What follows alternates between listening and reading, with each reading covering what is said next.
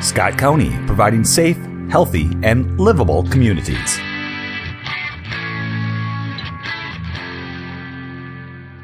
All right, good morning, Katie. Good Take it away.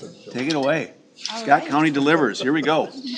Today's topic is employee development. Employee development is central to advancing safe, healthy, and livable communities because having the right training and the right staff contributes to better outcomes for both our residents and our communities. It's not only the technical training or licensure needed in order to complete a job, but also investing in the employee and their growth within the organization. Development is always a shared responsibility between employees and the employer. The panelists today exemplify employees who have grown within Scott County. I'll first ask my co-facilitators to introduce themselves and their department, and then our panelists as well. Good morning, Brittany Lane. I'm the Director of Aging and Disability Services. I'm Vanessa Strong. I'm the Supervisor for Water Resources. I'm Scott Head, Accounting Manager.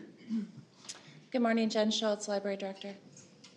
Andy Hingeveld, Administrative Services Director for Transportation. Michael Thompson, Property and Taxation Services Manager. Trish Meschke, Child Protection Supervisor. Jeff Smodich, Employee Relations Director. Perfect. Thank you all for introducing yourselves. Or maybe let's mute it while we're not talking, just a little bit of an echo. Okay. The first question I'd like to ask each of the panelists to answer. So we talk a lot about people having a hook for their job. What really pulls them in and makes them interested, invested in doing their best job and working hard for this community. So if you could, please share what is your Scott County hook and keeps you coming back each day. And Jeff, if you would like to go first, we can go down popcorn. It's pretty easy, and it is definitely Scott County. It's not entirely Scott County specific, but in any personality profile I've ever taken, I come out as something called a helper, an extroverted, yada, yada, yada. I get a charge out of feeling like I'm being useful and helping, and employee relations at an entity of Scott County size gives me an opportunity to feel like I'm making an impact in people's lives and their jobs. And that makes it easy to get through ups and down times. So, simple as that. I mean, mine's similar. I grew up in Scott County, so that's part of why I wanted to be here. But also, like, since sixth grade, I was identified as a helper in school. And from then on out, every year, I was the helper in the classroom. And it just kind of became what I wanted to do with my life. So that's my trajectory. Well, when I first came here in 2005, I think what drew me was coming in as a residential appraiser, getting to use a lot of math and spreadsheets, and that's just what I've always enjoyed doing. But I've stayed here because I've continued to get new opportunities and challenges and growth and work in different departments that I never even thought I probably would have been connected to. And so that's just the ongoing challenge, I think, and the growth is what keeps me here. I have a similar response to that. It's the variety, the problem solving, the challenges. Every day is a different thing. I didn't know what I expected when I woke up in the morning. That's not what it ended up being. So there's always something different going on. A lot of unique challenges, and it's exciting to solve those problems and feel like I'm making a difference. In addition to everything that's already been said, I like to refer to my career path as a little bit curvy on my way to getting to the library director. I think as a 22-year-old when I graduated from college, I didn't really know what I wanted to do. So Scott County, so I did 13 years in corrections, and now I'm the library director. So I think that speaks a lot to Scott County and the opportunities that that I personally have been given to explore new things, to try new things, to be curious, to take risks. And so for me, it's all of those things that has hooked me. In addition to, of course, it's been good for my family. So I think I'd be amiss to say if some of this doesn't, if you don't balance some of this with your personal obligations too. I think a couple of you have kind of hit on a topic of like opportunities presented to you that might not have been elsewhere. Can you talk about some of those opportunities that you've had and then how you're continuing that on in your own departments now? I could go first, I guess. So I've had I guess my path, I started in end of 2005. I was here for about 10 years. I was in the planning and zoning department, really focused on comprehensive planning for a few years, and then kind of transitioned into some parks and trails planning. And then in a couple of years later into the highway department and transportation planning. And so it's always been an opportunity to try something different, utilize some of my skill sets, and impact in another area and learn about another area. So it kind of helped me put it all together, and that's really helped me get to where I am today. I did actually leave the organization for a few years and came back, and I think it worked out in a way that helped me learn a different way of how different places work and all that stuff, and kind of bring some of that back to the organization as well. So opportunity and growth, and in the world that we're in today, you're always having to continually do something different and improve upon and expand.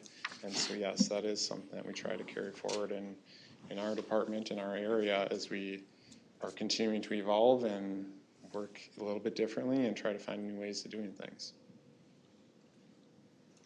I can go. So I've been growing and moving forward within Children's Services, and when I was first employed here as a Human Services case aide, there wasn't an actual way to count like your time in that position in order to move forward to like the next step. So I guess it was kind of because of me that I met with ER, and they developed kind of a stepping stone from that position in order to move up to the next position.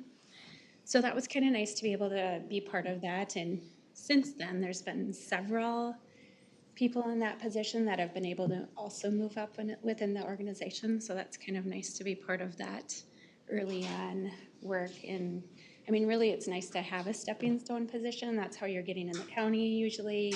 If you're coming from school and not having a whole lot of employment opportunities between school and moving into the county, you have to kind of have a first step in order to move forward. So it was nice to be part of that, and I've just kind of stayed on through the years. I was able to do, I think I've been in like 4 different positions, maybe 5 over the years, but all in Children's Services, other than my first 8 months, which was with corrections.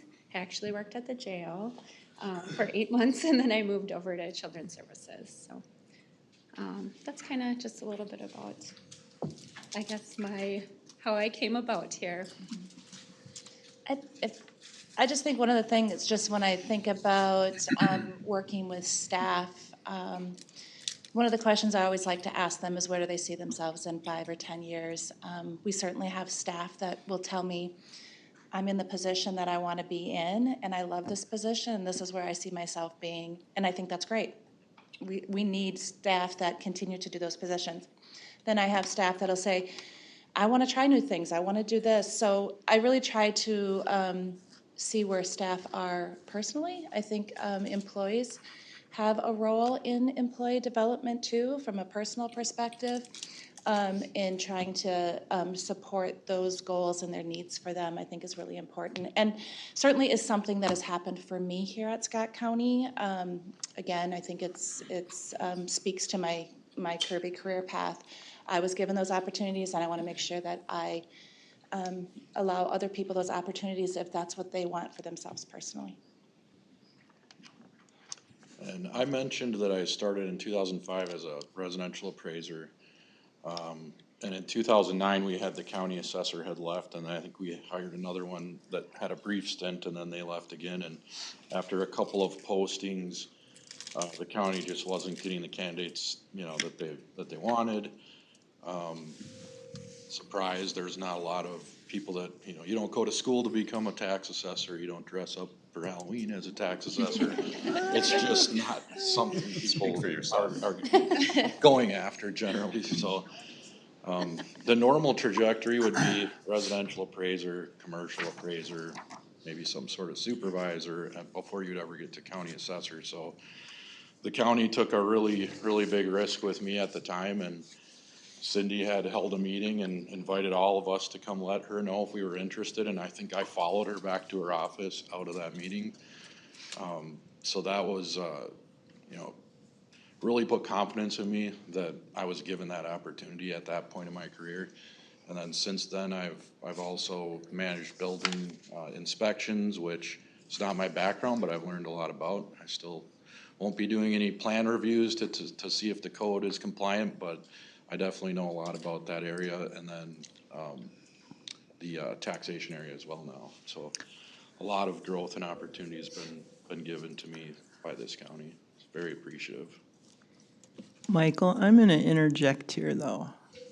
So we had those discussions and you were interested. But what did you do to move yourself forward? We talk about employees investing in themselves. You stepped up and did. Yeah, there were certain courses that the state requires that I would have to take within a certain time period, and so I hit those head on and got them done very quickly as I possibly could. But I also reached out and built a network with my peers. You know, if I needed someone to talk to about our value software, I'd call Angie over at Carver. If I needed help with a tax court case, I would, you know, reach out to Stephen Baker, joined some committees for our industry, and really just tried to learn as much as I could as quickly as I could, because. But let's go beyond the technical. How did your first presentation go? Well, I did benefit from Cindy. If you know her, she's not very shy, so she's been a great direct supervisor to have for 15 years. She told me, "You suck at public speaking." A quote. In a kind and gracious And, way. you know, that's maybe not the best way to put it, but her and I get along great. It was fine with me, and I actually prefer to hear it that way than beat around the bush. So she got me hooked up in Toastmasters and taking some other courses for public speaking, and I like to think I'm a little bit better than that first one, so. But again, it was your investment and you're willing to listen and your drive to want to do that. And I think the other thing is no one wanted to give up on you because we saw that you had that ability, right? And so investing in and you're willing to be part of that, you present very well today. Thank you. We're hearing a lot of really great stories about people who, to your point, Trish, have grown up here in Scott County. There's been a lot of different experiences is what I'm hearing. Also, some of you on the panel have left and returned. I'm curious, you've already given some examples about opportunities that you've had. What are some recommendations you might make for just how your experience has been? What would you recommend that we do to replicate this countywide? Are there some specifics that you could point to? I can certainly say a little bit. I already used these words, but I think be curious, be solution-oriented, be willing to be uncomfortable is one thing that I've learned. I think there's been a number of things where sometimes I'm like, oh, I might be a little over my skis here, but being willing to still take that opportunity and being willing to be uncomfortable has been at least some of the things for me as I have advanced my career. And again, I can't say enough about being curious. When I started in community corrections many years ago, I didn't know local government beyond community corrections. That was my lens, that's all I knew. I worked in a much larger county, and then I came to Scott County, and I had no idea all the things that actually county government does. And so learning those different areas, learning how we connect, learning where we can work together, again, just for me, has been extremely beneficial in advancing my career and looking beyond. Again, like what I thought I wanted to do at 22 looks very different than what I wanted to do 30 years later. I think the answer to your question is somewhat contained in the theme of the stories you just heard, right? And the county administrator touched on it a little bit as well. There are entities of a scope whereby your opportunities for advancement are the opportunities that present themselves, whether you are interested in them or not, whether they connect to what you do or not, whether they connect to your conception of yourself and how you give back or not. Both the scope of this county, its way of doing things different, the opportunity to brush up against other divisions and talk with other people allows you to match opportunity with interest. And much like in school, right, the thing you say to a kid, right, just try to learn the information, be interested in the information, and the grades will come, don't chase the grade. In other organizations, people I think are handcuffed, they have to chase the grade, they have to chase advancement by whatever means. At Scott County, you do have an opportunity, I think, to merge interest with the opportunities. But again, the theme is the folks here took those opportunities to match their interests with their advancement, and that's really the best possible result, right? And so that is unique to Scott County. It was something which I was aware of when I left as the labor relations manager to go back to the place I'd worked previously where I had friends, and it was an opportunity. And I almost instantly regretted it because as much as that was an advancement, as much as that was scratching a lot of intellectual and monetary itches that I had, the opportunity to grow in directions that interested me and felt valuable was different. It's different when there are 40,000 employees. 850 and the opportunities and the scope of the things this county does really gives that an opportunity. And so that was what drew me back, and I think that if I were to give advice or model anything for people, it was take advantage of this place and the opportunities you have to let your interests drive you forward. For me, I think it's creative, like ability to be creative and flexible. Like over the years within Children's Services, we took the model of Science of Safety, which really allows workers to be creative and flexible. And we don't just have like standard, if this happens, this is your response. So it really allows your mind to be, filled, and it gives you kind of, I think somebody else mentioned a challenge. Like it's for ongoing challenged to think critically and not just follow like obviously we have procedures, but we aren't following just a basic, if this happens, this is what your response is. We're really allowed to be creative and think and not have fun with it, but a little bit, like really kind of dive into these families and figure out what could be helpful to them and use their own networks to try to support them. And I think that it's a challenge and it takes a lot of just a lot of brain power, but it's in the long run, it's more rewarding to you as a worker. So I think that's kind of what drives us in our area. I don't know how to follow that up, but I will. Okay. I'm looking at pages 9 and 10. Those are both the slides on residential kind of impressions on the services provided by the employees.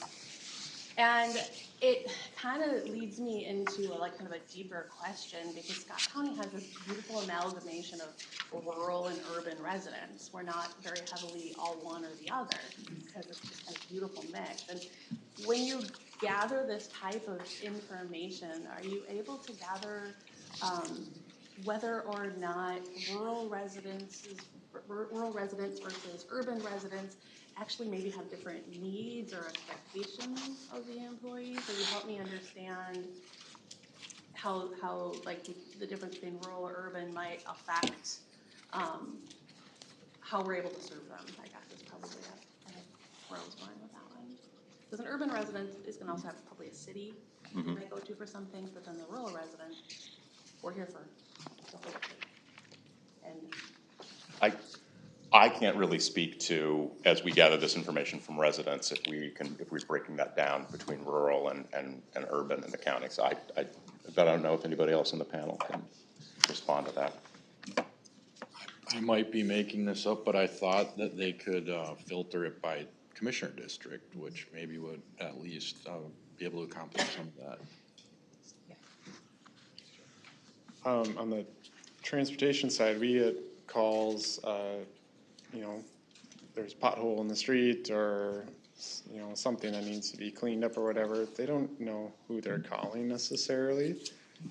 So, we work with them and, where is this road? Are you in the city or in township? Who's the right roadway authority? We have to work with them, and sometimes we help, make those connections and stuff. So, in a way, I don't know how to answer that question other than we still need to treat them all the same. The needs from a transportation purpose can be different, obviously within the city versus within a rural area, and how we impact them can always be different as well. So we have different relationships with people based on the experience they're going through right then, I guess. So in a way, though, we still try to treat them all the same and just help serve them as much as we can, get them in the right direction. I think from a library perspective, we talk a lot about, we have 7 libraries in 7 unique communities. Kind of speaking to your point, we have some of those libraries in more rural areas, and we have some of those in more suburban areas. And so while some of our things that we offer, of course, are the same across the board, we do look to some of those unique needs in the communities and how might we serve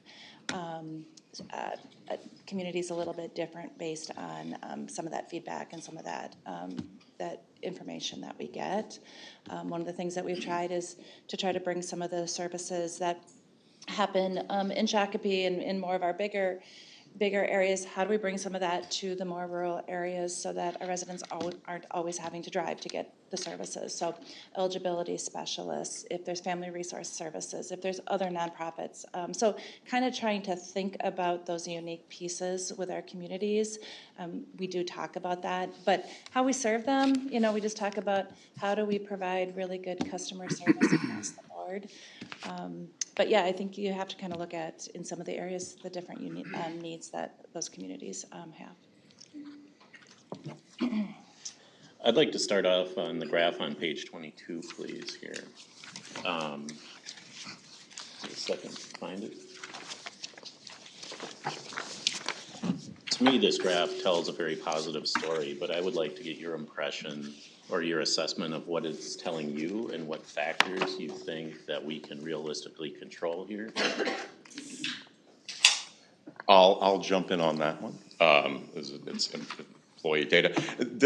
I think this tells a fairly positive story, as we would say that retirement, family circumstances, as unfortunate as family circumstances might be, and even advancement opportunity are all positive turnover. Those are things which are in many ways outside the scope of our control, which are going to happen. There is a concept in human resources of healthy turnover. You're looking at about 10% to cycle through an entity or organization.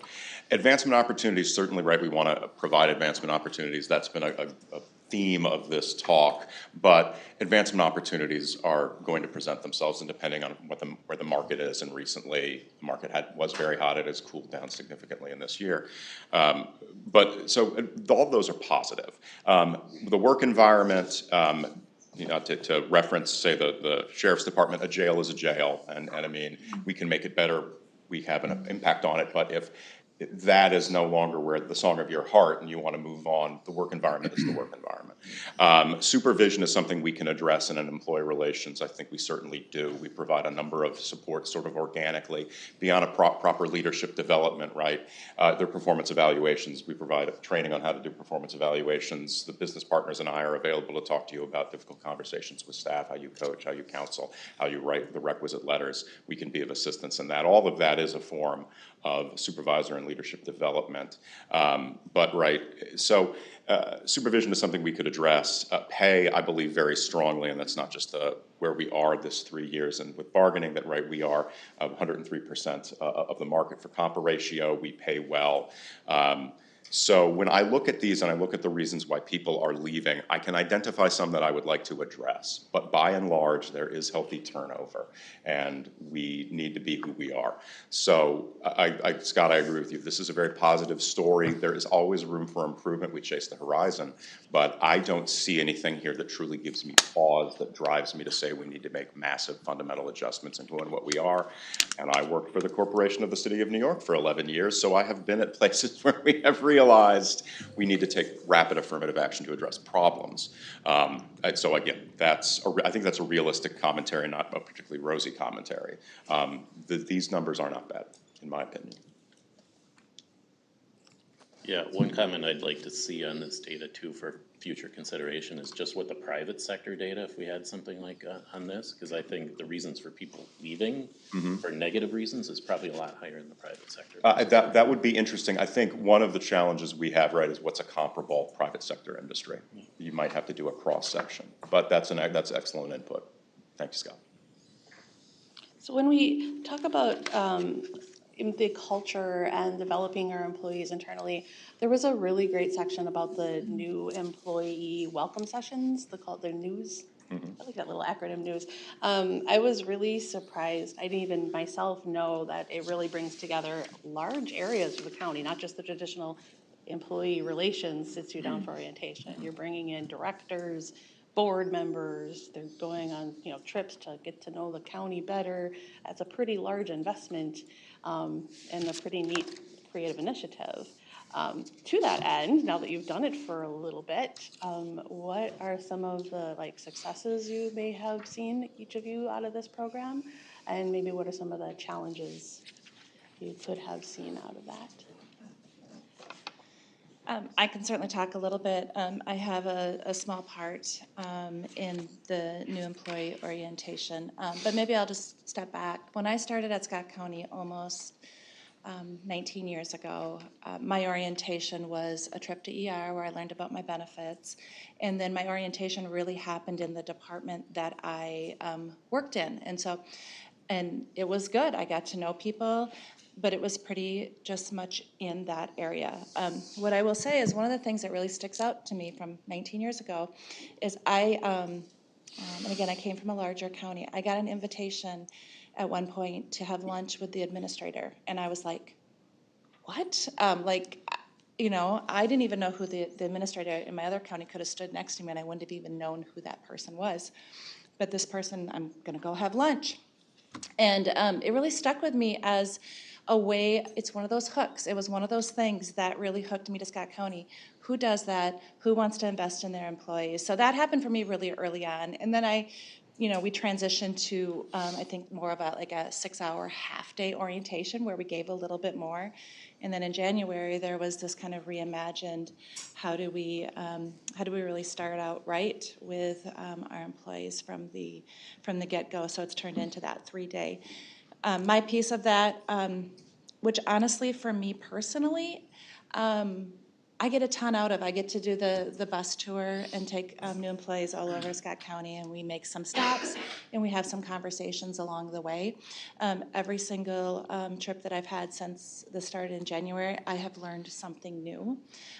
One of the really positive things that I have heard, it actually came from one of my library staff that started early in the year, is that some of the folks that she had new employee orientation with, they actually get together once a month and they have lunch.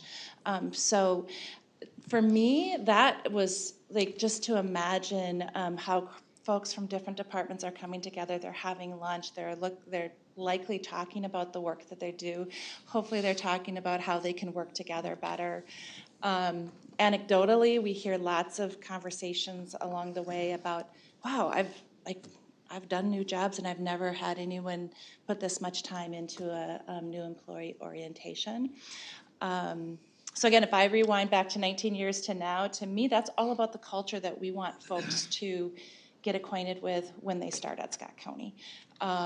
So that's, just again, kind of anecdotally, some of the things that I have heard about this new structure and how we are, in my opinion, starting out right with new employees.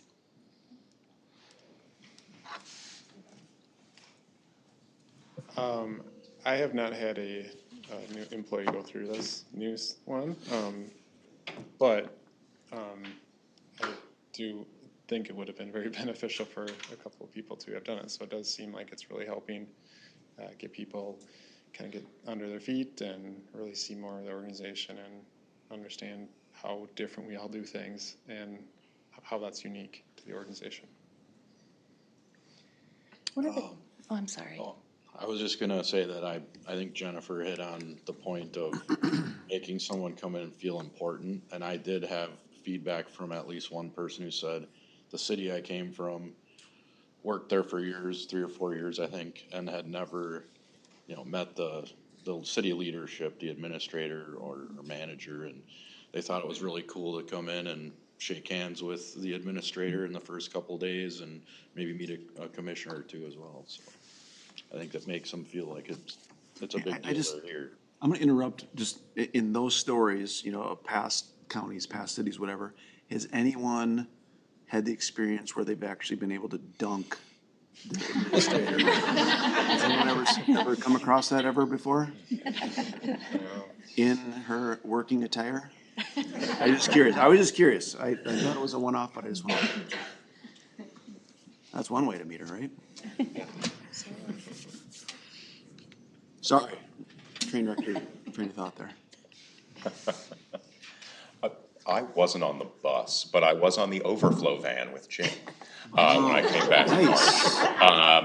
And I've said this internally in employee relations to some of the other HRA folks. It's more and different than an orientation as we think about it, right? It is a welcome session, and it does, I think, showcase some of the unique things that I have just previously on this panel mentioned about Scott County. The opportunity to be at an entity that does such a broad scope of things and yet still is of a size where there can be communication. People can see opportunities for synergies. They can have subtly, not without being beaten over the head, realize all the different ways what they do interconnects with other things. You're not just pushing widgets down an assembly line, not that those widgets aren't important to people, but right, you are impacting lives in a variety of ways, and you're impacting coworkers in a variety of areas. I think that's particularly true in employee relations, right? Because we feel like we feed the people who feed the world, as it were. But that's just me being a little selfishly HR guy. But again, I think it was a wonderful thing. I've seen connections by some of the alumni, if you will. I had an opportunity to meet people who I probably would not have met except for in my professional capacity, which would have been less than enjoyable perhaps. And so it was a wonderful thing, and I think it was very. I have been in other programs at other employers, but this was a particularly focused look at, again, exposing you to the county, getting you excited about the county and the importance of what you do. So that was impressive to me.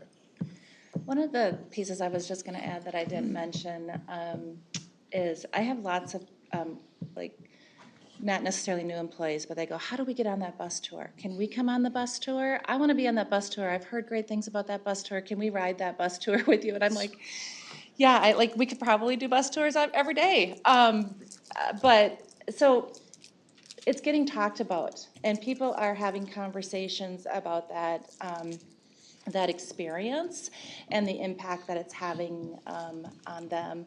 Sometimes, we don't necessarily talk the entire bus tour. Sometimes we just listen, and I hear folks that maybe wouldn't otherwise have been connected in their day-to-day work that are having conversations. And for me, that's impactful, and I think it's important. So just a couple little additional positives that I think that have come from that new approach. I'd like to switch to page 13, where we are looking at the expenditures for training. What I was reading in the narrative that, obviously training is a key part of employee development. The narrative described it's a shared responsibility between the individual employee, but also the county.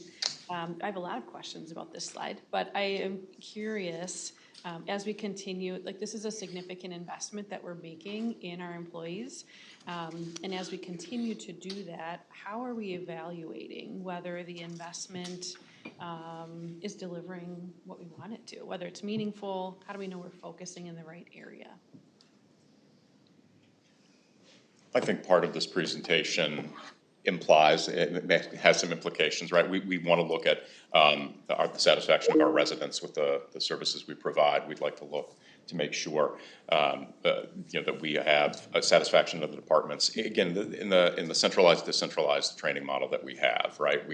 And some people may be unaware. Employee relations doesn't control all training like is in many other entities, right? That buff or orange part of these graphs is what's in the departments. So part of what we'd want to do, right? Again, and what we're supplying, your base and what are the departments doing to try to meet the needs, to train their own people, to address specific needs in their divisions, That we've had some resiliency training in HHS and neurodiversity training. Those are very, very interesting. My ability right now as ER to assess the feedback and quality of all those initiatives in the divisions is limited, right? I have a limited amount of visibility to it and a limited amount of control over it. But part of an endeavor would be, right, to go to those divisions and, try to get feedback from y'all and Health and Human Services, what's working well, what's not working well, how else could we support you? Are there any synergies across divisions that we could look to align? Again, in the current model, that's not really my bailiwick, but that would be one thing to do to get the type of feedback and data that you've articulated a desire for. And then again, I can give you information about what the utilization is of those ER programs. But again, that's, as you can see from the graph, that is not the majority of the spend. That's in the divisions and driven by their own needs. And to the extent we want to grow and develop in a direction to better partner with them or better watch them, that's certainly a subject which we can deliberate upon. Maybe taking that a step further, switching it a little bit, even for supervisors, what do you see as a key strength and growth opportunity in how your individual areas are approaching employee development? I mean, for children's services, we have mandatory training through DCYF, through the Minnesota Child Welfare Training Academy. So like that's a big part of our onboarding, and it's over the first 6 months of employees, first 6 months.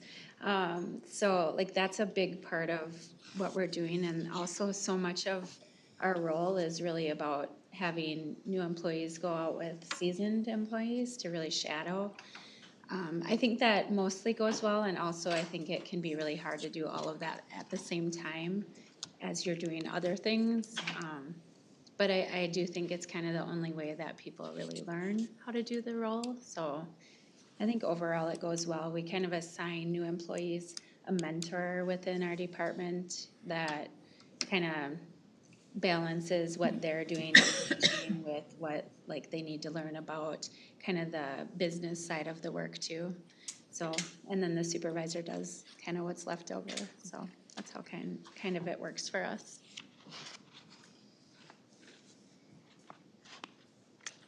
I've just a little bit, some of the things that I think about from my area is challenging staff to think about other training opportunities. I think we can get kind of stuck in, well, this conference comes up every year, we should send somebody, or this conference comes up every year and we should send somebody. But really challenging folks to, what are you getting out of that? Is that the right training? Or are there other things that we want to expand and think about based on the needs that we're seeing? For me, it's in the library. Are there trainings that we should be bringing to staff? Because things honestly have changed a little bit in the library than what they were 30 years ago. And are we making sure staff feel like they're equipped and have the right trainings in place? So a little bit of kind of challenging us to think a little bit different and to not just fall into the same trainings that are very comfortable that we do year after year. And some of that's good, and then some of it, I hear a lot of staff come back and go, yeah, well, it was fun, but I didn't get much out of that. So really kind of looking at what is the purpose of it, and sometimes it is networking. Sometimes there's another purpose, so really kind of getting down to that purpose. I'd like to reference the graphs on pages 16 and 17, please. These graphs show that we have committed people with long-term tenures here, but they can also create challenges when it comes to opportunities for growth and advancement for new employees. Can you comment on how we deal with this challenge and maybe some examples that you guys have done to address this? I know in our area, we don't have a lot of ascending opportunities as far as like a number of FTEs that are available. So this can become a challenge, and we try to give those people opportunities to maybe take on some of that work that they want to gain that experience that they normally wouldn't in their existing role. So examples of that would be certain things that usually only I or my supervisor would be involved with, like appealing a Department of Revenue time trend. We might bring in somebody who's showed an interest in analytics and has asked about it and you know, kind of wants to know how it works. We'll bring them into those things, so they can gain that experience. And just trying to get them those opportunities, even if it's not coming with a title, I think is very much appreciated from employees. And you do put yourself a little bit more at risk too, that they're more equipped to leave for an ascending opportunity, but I think our philosophy has been just, we wanna help them grow as professionals and individuals. And we hope that that investment in them will keep them here with us, but also understand that it can be a double-edged sword, so. I would say for children's services, just like I mentioned, we have creativity in doing like the social work part of it. There's creativity in taking on leadership roles. There's a lot of opportunities to come up with your own ideas and present them to the supervisors and then see if they're on board with you going ahead and doing that. There's leadership within being a mentor to new employees.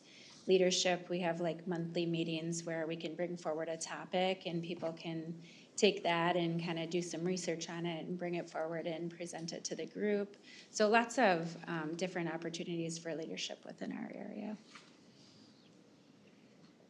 I'd call our attention, and I know we don't actually have to go back, I'd call our attention back to the graph we had about why people leave. And I'd identified, good turnover, some things which can only be addressed on the margins given the realities of market, and then supervision and supervisors, right? There is an old saw, people don't leave jobs, they leave supervisors.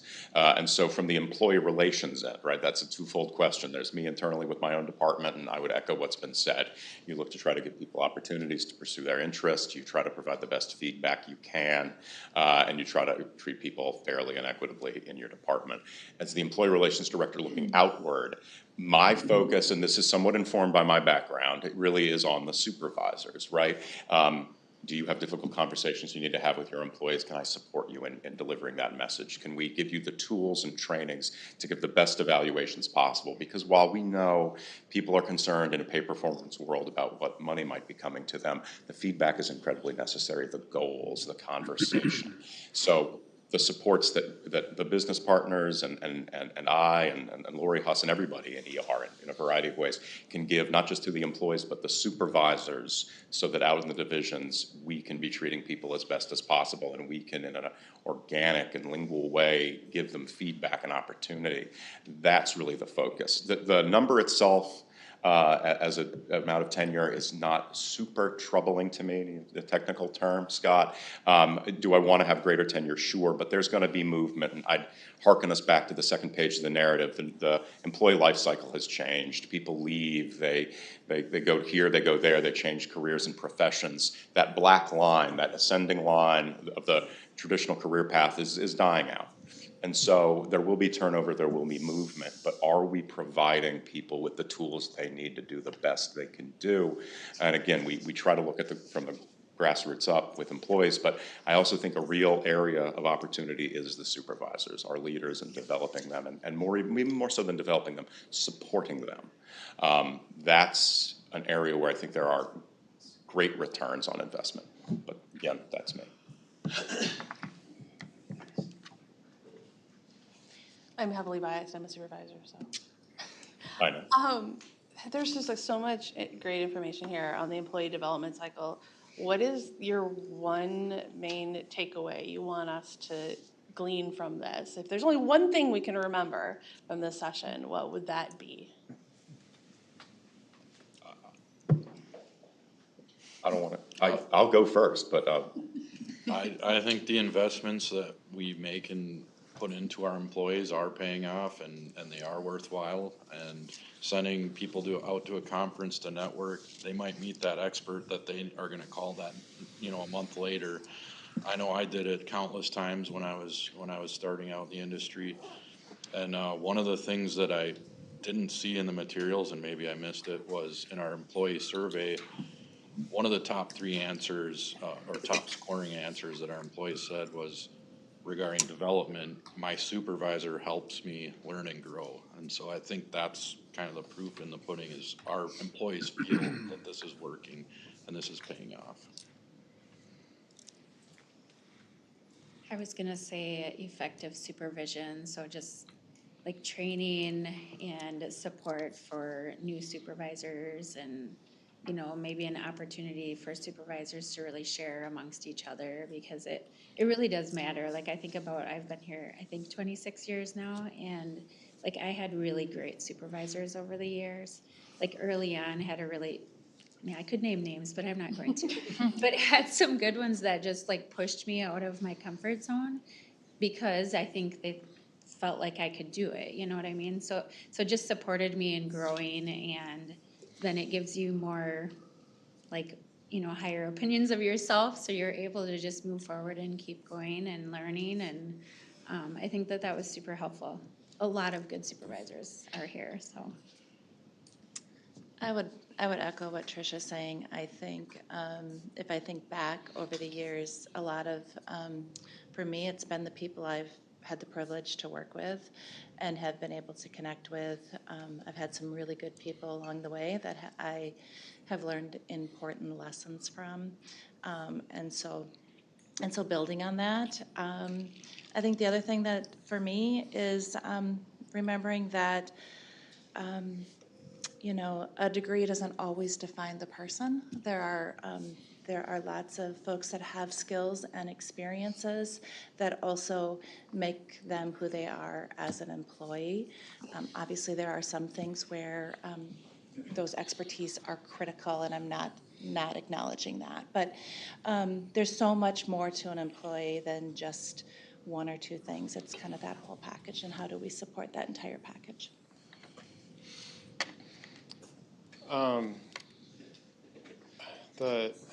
I guess the modern workplace isn't stagnant, and you know, as much as I like to just put my head down and get the stuff done I need to do, you know, we still have to work on ourselves and look at how others do things and try and, you know, talk to others and training. It all helps really improve. You know, it may not click at the moment, but it all click together. So you just have to continue to evolve and try, and you know, we're forced to anyways. It's just how the world's working. So you have to do it, but you might as well do it in a way that, you know, you get some benefit out of. It takes some effort.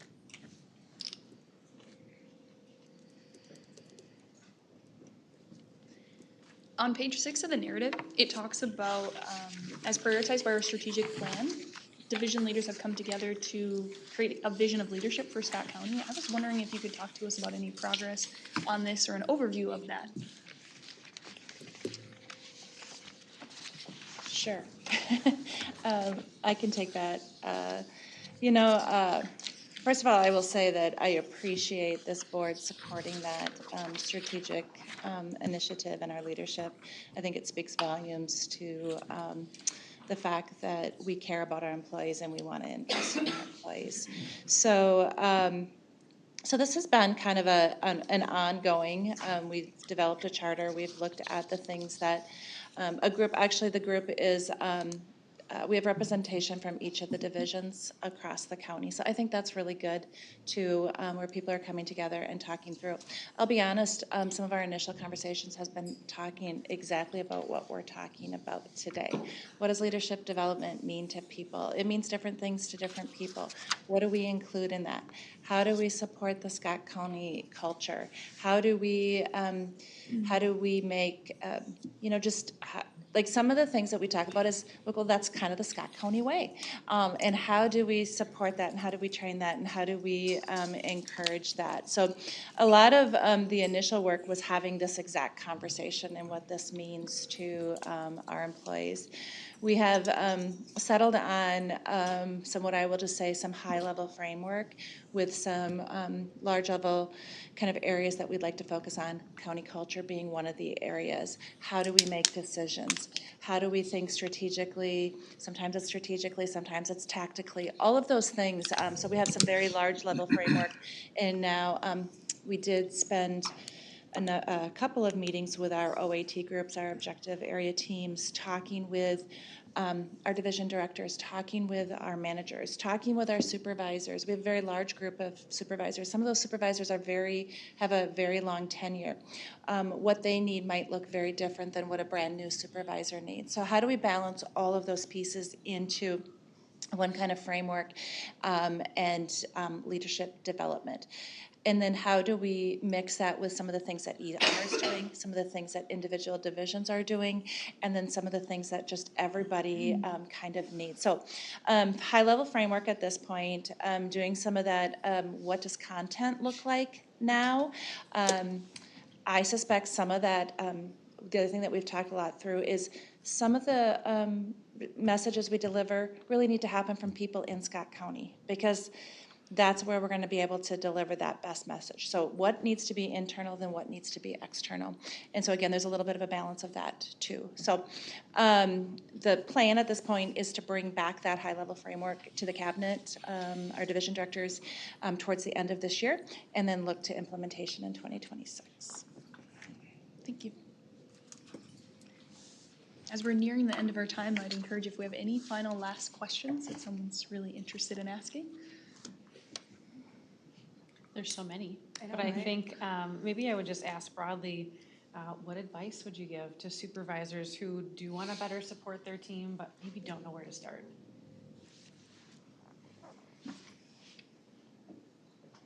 My advice would be just consult with your colleagues, because there's a lot of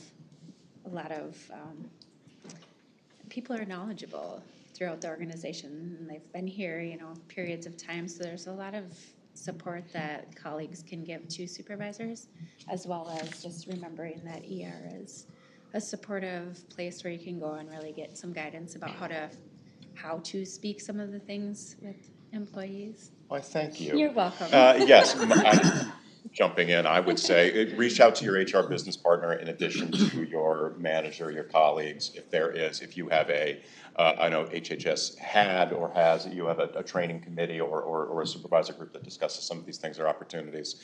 And I would it's both and. I would reach out in both ways. There are resources, there's LinkedIn Learning, there are things that we can direct you to, again, to the BP. The BP can loop in the training coordinator, Joan Schwartz, as appropriate. And that, in addition to working with your divisions, we can talk to you. And then if it's other things, as I said, I think a lot of our leadership development is more organic. It's the conversations you have with us about difficult conversations about throughput on a hiring campaign or a posting. So yeah, I would encourage everyone here. We have been working at moving our business partner model, and we have 3 great HRBPs now who have backgrounds, who can help, and there's a team around them that can, again, we can try to help you give those supports and opportunities to your employees. So don't forget about us. That could be a song. I like the networking advice. The other thing that helped me was the county actually sent me to an expert with a barrage of tests for a day. And that included written tests, discussions, interviews, mock reporters grilling me. And I got back a book of it, things that are strengths, weaknesses, things I can work on. And over the first couple of years as a supervisor, I would go back and reference that, and I used some of it to search out and seek certain training topics. I know we're not probably gonna send everybody to that, but there's resources online. I don't think you wanna do 100 of them, but if ER, for example, had one that they recommended that people could take to maybe learn a little bit more about themselves and strengths and weaknesses, that can be helpful too. I would say listen, adapt, let people try, and don't give up on it. Just don't count someone out. I think that everything that's been said, obviously, I just, I think that we have to remember that what works for one staff might not work for the next staff, and we need to be willing to do exactly what Andy said: listen, ask questions, be curious, pivot, be flexible. Sometimes I think about it, very similar to when I think about parenting my kids. What worked with the first one isn't working with the last, and I'm doing the exact same thing, and it's just not working. So how do we be flexible in our approach? And so I think one of the things about the leadership development, I'm thinking about that constantly. How do we be flexible so that we can meet everybody's needs? Because there really isn't a one fits all, is from my experience of supervising. I want to just throw one thing in, because I made a hash of it and I left this out. In addition to writing your own upline, in addition to reaching out to us in employee relations, talk to the employees that you supervise, listen to them. And you don't need to approach people, what do you want for training? You don't need to hit it over the head like that. But right, if you're doing your monthly one-to-ones and you're taking your notes and you're tracking people and their interests, you can listen to them without necessarily, again, saying drive the bus here, right? You can get input and you can watch your people. And Andy said it well, listen. So I want to throw that in there. Obviously, that is the third leg of the stool. Thank you. Well, thank you all sincerely for your willingness to have this conversation and share with us so much. We appreciate it. And at this point, I would like to turn it back over to Mr. Chair and the commissioners if they have any questions. Great, thank you. I've got a question right here. First of all, I want to say that I'm proud of our employees, and I'm proud of our organization, and I'm proud of the culture that we have here. I think, when we greet the new employees, we say we want to be encouraging each other, supporting each other, spurring each other on. We want to be happy in our work, believe that a happy staff person serves the public better than an unhappy staff person, which is kind of obvious, isn't it? But I think, having said all that positive, I look at slide 22, and I think we're missing an opportunity, dramatically missing an opportunity. We have apparently, and if I read this correctly, and if I haven't read it correctly, you tell me, that we conduct a SurveyMonkey on exit interview. That it's a SurveyMonkey survey, so that's how we gather the data, and it looks like we're getting about less than half of the people. In 2024, there was 115, then we get 48 responses to 115. I just don't know what the other people would have said, first of all. Secondly, I don't know that SurveyMonkey is at all adequate for an exit interview, that we're missing the opportunity to know how we could be better. That's what I'm saying. And I'm going to throw out some wild eyes. I would incentivize the exit interview. I would, come to the exit interview, get a little thank you gift, $100 or $50 gift certificate at a restaurant, whatever it is. Incentivize it, have them come, and really have an interview, face to face. And here's the wild part of it. I think it should be done by the administrator or deputy administrator or somebody from the administration part. Take it away from I don't want the supervisor to do it. I don't want employee relations to do it. I want, administration, I would say, is in charge of the culture. So you need to learn from face-to-face interviews that people have left, why, and what does that say? Do we need any corrections, course corrections? How are we doing? Maybe we're doing great, but how can we possibly know from a survey? We can't. And so I would just encourage, we spend a lot of, we're going to talk about the citizen survey. We spend a lot of money and resources on a citizen survey. We need to just think much more deeply and spend much more effort on an exit interview process to understand. I love what you're doing now with the 3-day process for new employees. That's fantastic, and there's so much to be thankful for and grateful for and happy about it and what we're doing. But I just want to point to this area and say, hey, this would give us information to be better, to do better, to catch problem areas more quickly. So that's what I got to say. It's a good word. Anyone else? Thank you, Mr. Chair. Thank you, everybody. Fun. I especially love to hear the stories of folks who've grown up in their career here and done different things, and I think that's awesome. I think you all touched on this right away, but I would love I love the opportunities to meet people from other departments and find out other things the county is doing. I love it when people ask somebody asks somebody who works for Scott County, what do you do? And they say, I work for Scott County, not I'm a child protection worker, a social worker, a hydrologist, or whatever, but that's so prevalent that we are on this same team, improving the lives of people who work here. And not to say I don't want you to be proud of your substantive area, but I think that's our goal, that we all learn and grow and serve the residents in the best way possible together. So great to hear those things today. Thanks for being thoughtful about this work, and it does make a difference. So no questions, though. Yeah, I too am really thankful for the new onboarding process. So before I go out further on that, I see Leslie has a question. So I just want to add thanks to all of you for coming up here and chatting today. It's kind of interesting. I listened to your comments, and Andy, I really appreciate what you said about listening and fast-paced change and some of those things as well. When I started here in 2002, Michelle laughs at me because I have my black book. And it has everybody that was in Public Works in 2002 and 5 questions, and a lot around what you guys talked about, right? And when Pete Schutrop and Doug Schmidt retire here in the next year, it'll be the end of the black book. But you look back and some of the things that we heard, it was about breaking down those walls, right? It was, we wanted to do resource sharing, and Pam Johnson and I came up with a way, and it ended up being supervision and leadership that changed it. But they were intrigued by that. They were interested in breaking that down and reaching across. It was curious. It was innovation, right? The things you're talking about, being allowed to innovate.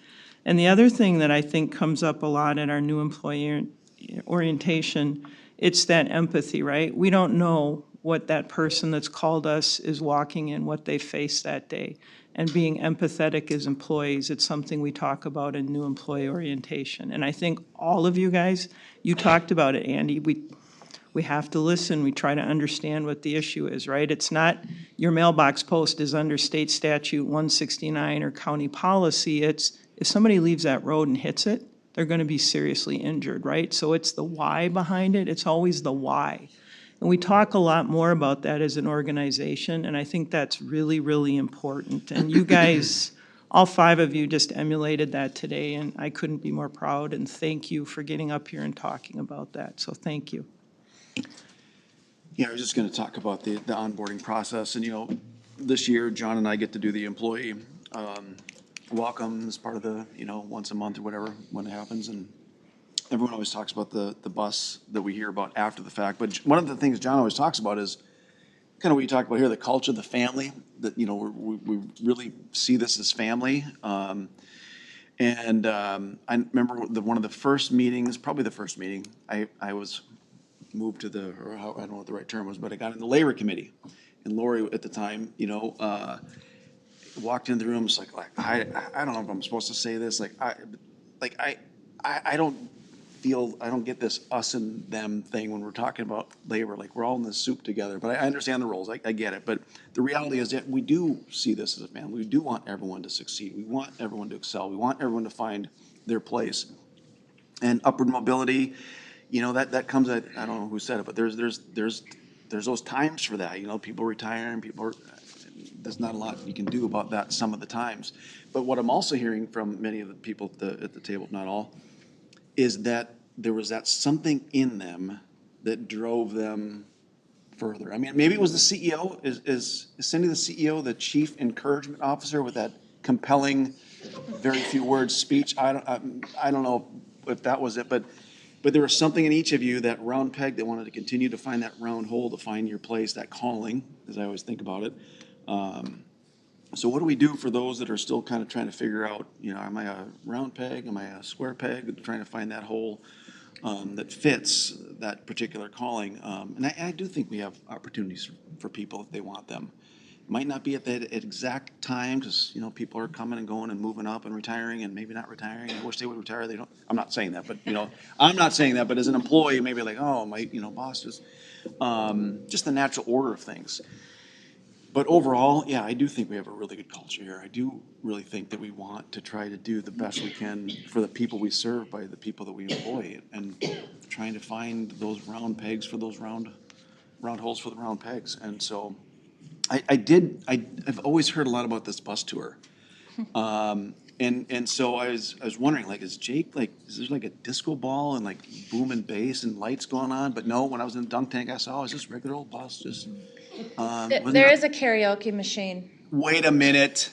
for sure there is. Okay, then we need to be a part of Yeah. that. In I my haven't mind, gotten Jake to sing yet, but we're well, waiting. Not so great. I mean, so I envision, it's like a Jungle Cruise, if you've ever been on that tour to Disney on wheels, is what I kind of envision. So yeah, maybe we need to bring everybody as a chance to see how they fit to the greater Scott County org. So anyway, thank you all for your willingness. Thank you for your passion and willingness to be the hands and feet that serves the people of Scott County. I mean, they're better off. We're all better off for it. So thank you very much. Any final comments, questions?